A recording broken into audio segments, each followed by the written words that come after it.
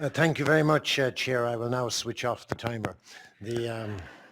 Ladies and gentlemen, as the last speaker in the first session this morning, I have drawn the particularly short straw. In fact, I haven't drawn it. My colleague, President Mary Horgan, has given it to me.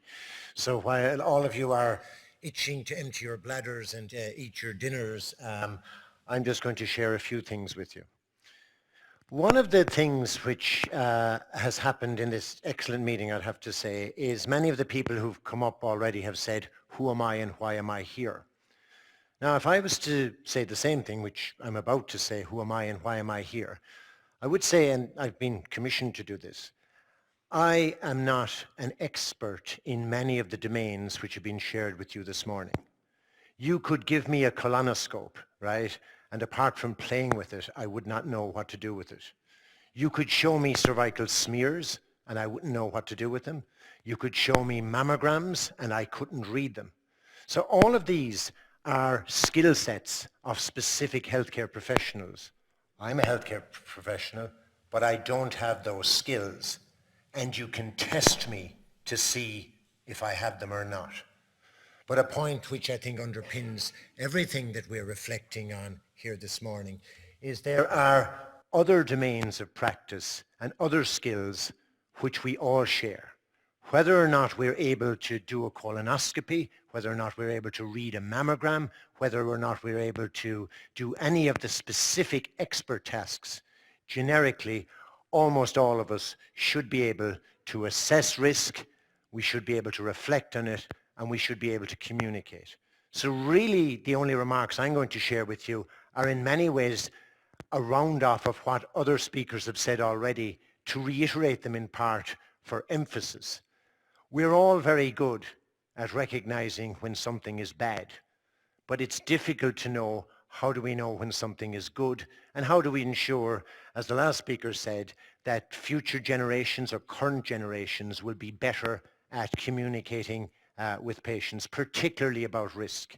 And what I'm going to share with you is, I've been asked to do this in some other fora previously, the one or two things that I could think that if I was to assess myself or assess our department or assess others, I would say that if I saw some of these things happening, then I would know that we're doing a good job.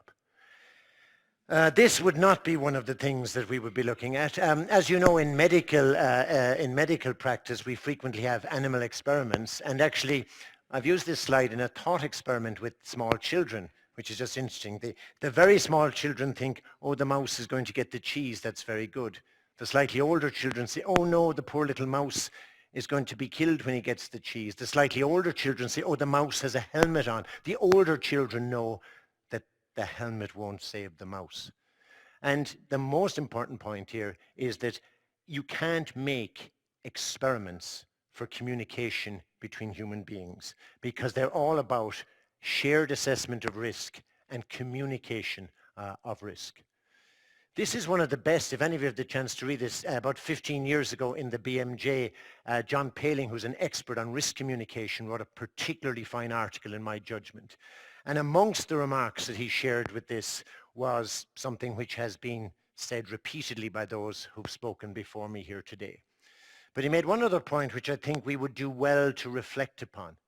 In many areas in which risk, there's a job in assessing and communicating risk in certain industries, there are individual small numbers of specialists who do it, and they are specially trained.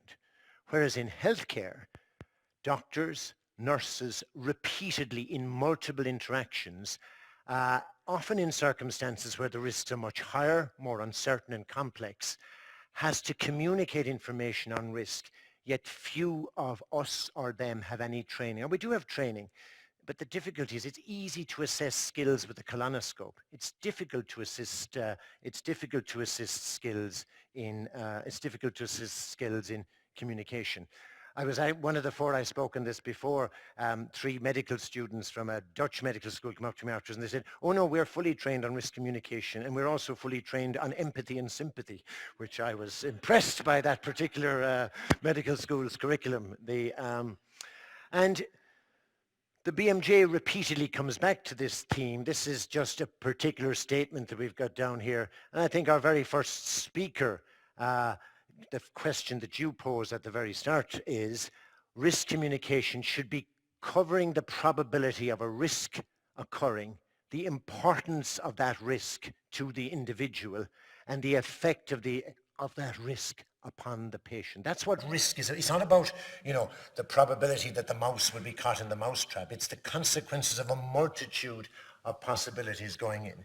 And remember that communication about risk is part of shared decision making. You are not a good communicator if you think you have told the patient everything, and you can then go away and be happy with yourself. And here's a classic example of shared decision making. Now I want to show you something here. Does everybody know from what film this comes? Hands up who didn't know that. Okay, a small number of people who never got out. Obviously, we were studying very hard. So we often use cultural references to talk about risk. If you said to somebody, oops, we're going to get a bigger boat, all this audience here knows, oops, we've seen a new hazard and a new risk. When I show this to medical students, practically none of them have the slightest idea what I'm talking about. So we got to be careful when we're using cultural references. I often show a picture of Mel Gibson as Mad Max and say, this is the typical consultant nephrologist, and none of the students know what I'm talking about there either. But, this is an example of a quick communication, but because everybody knows what's going on, it's easy. But in a new encounter, in a new environment, that doesn't happen. And we're reminded of the importance of this periodically and repeatedly. In this particular scenario, the Scally report and the circumstances which have come from this have done this. I spoke previously in the UK following the Montgomery case, which some of you will know was a case also involving women and childbearing cases, and which established the precedent that the amount of information you need for informed consent is what the prudent patient should require, not what a body of, and it used to originally say a body of medical men, and then it said a body of medical practitioners. And as a consequence of that, my colleagues in the British Transplantation Society wished to revive the information of risk they were sharing with transplant patients. And I'm picking this out just as a different domain because there are all sorts of different domains that this came in. And one of the things, and this has been touched upon already, is when they were looking at this, and many of these, they're my good friends and colleagues, would consider themselves excellent communicators and they have lots of data, etc. But one of the things that they found in encountering with patients is the transplant clinicians were talking about 1 or 5 year survival probabilities, whereas in actual fact, and perhaps not surprisingly, this was liver transplantation, the patients were a little bit more interested in 5 to 10 years survival. If you had a circumstance where people were talking about their mortality, a lot of people thought, well, younger people are more interested in an improvement in their quality of life and being off dialysis, not about how long they'll live. But that wasn't, in fact, the case. As has already been said, it depends how you present it. If you present to a patient that the chance of survival is 99 out of 100, or the risk of death is 1 out of 100, that's the same piece of information, but which of them is hinting at a prejudice that you might or might not have yourself in what you're doing it. And most people, if we look in the mirror, we all probably overestimate our skill in communicating risk, etc. And maybe there's not a lot we can do about it, but we should constantly remind ourselves of that mantra, because that's really important to make sure that we do it as well as possible. Now, sometimes and oftentimes in media flourishes, you have the sudden onset where somebody says, well, can't you just take the common sense approach? The common sense approach is summarized as follows. Tell the patient the worst possible outcome, tell them the best possible outcome, and have a stab at the most likely outcome. Now, on first premises, that seems to capture some of the issues that might arise in it. But the difficulty here, first of all, is how can you make a judgment as to what's the most likely outcome? And also remember, you are talking as the communicator in giving the information as to the most likely outcome of something that is measured, which is not necessarily the same as something that is experienced. If we were looking for good resources to help on this, and remember one of the things I said to you is that if I was saying to myself, judge yourself against some published standards or look at some published data which helps us, the FDA has a fantastic, it's a book about communicating risks and benefits. It's a particularly turgid book, I might add. If you have any particular medical relative who you don't like very much, give them a copy of it. And flying back to Australia, you won't manage to read this particular one. And a lot of it is about written community, but it has excellent segments within it. And its principal, one of the principal editors of it, Dr. Bishop, puts a really interesting spin on it here. There are enormous amounts of studies done on how risk is communicated, and people have PhDs on it. And there are seminars in Tahiti on risk communication. And there are all sorts of matrices which enhance it. But much of the language and the jargon that comes from this is actually inaccessible outside an academic environment. And when that happens, because this research literature is not well presented, practitioners go back to intuition, best practices, and popular accounts of psychological research. Very good to read this, but you should think about it. But I did like this definition. This is a definition of, is a communication adequate? Now this is referring both to oral communication and to written communication. And it gives these three principles: that a communication is adequate if it contains the information needed for effective decision making, if users can access that information, and if users can comprehend what they access.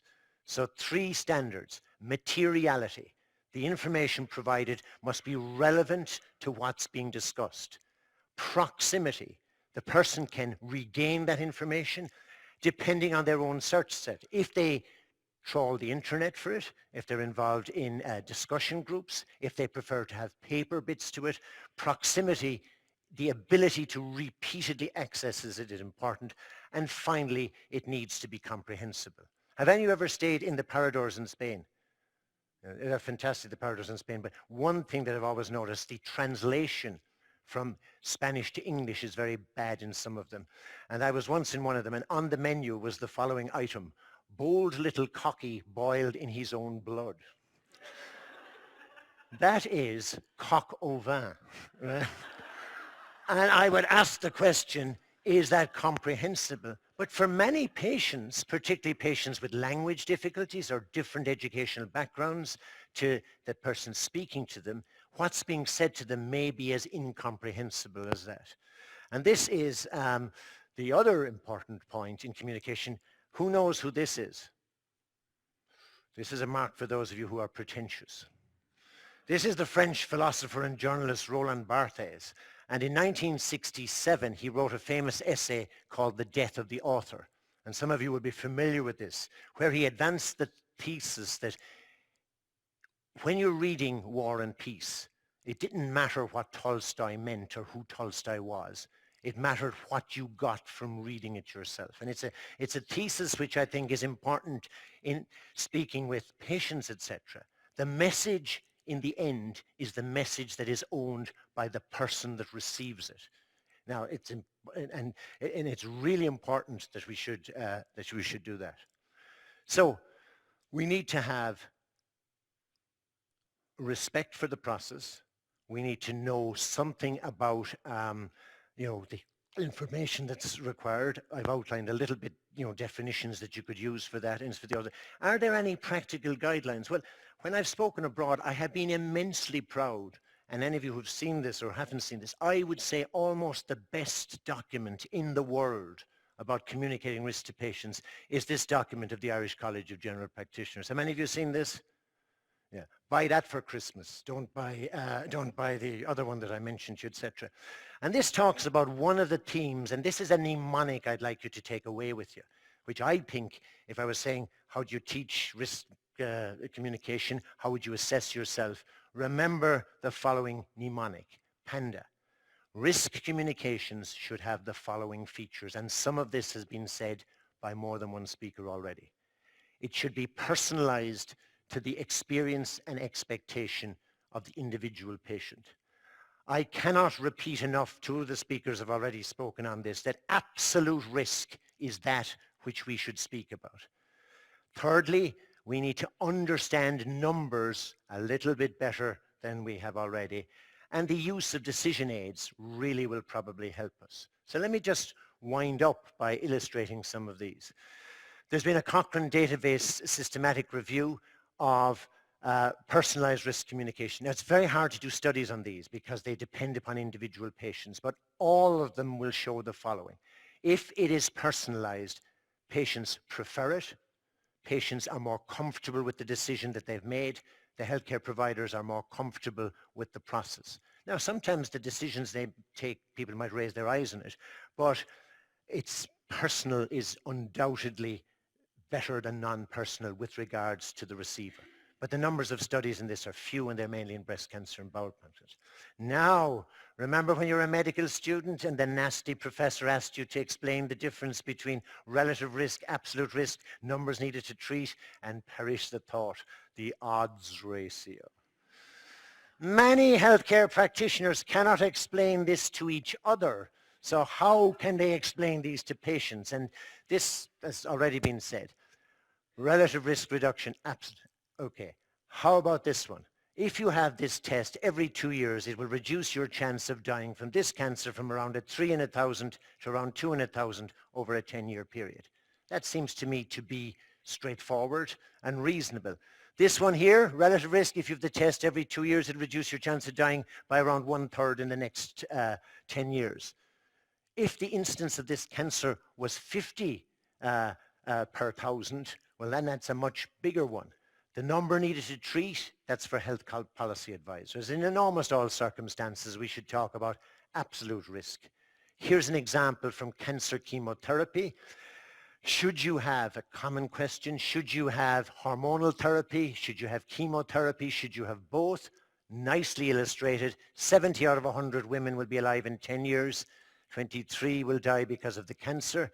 If they have hormonal, there'll be 7 more alive. If they have chemo, 3 more alive, 10 more alive. That kind of presentation of data seems reasonable to me. And this is the same data shown in a different fashion.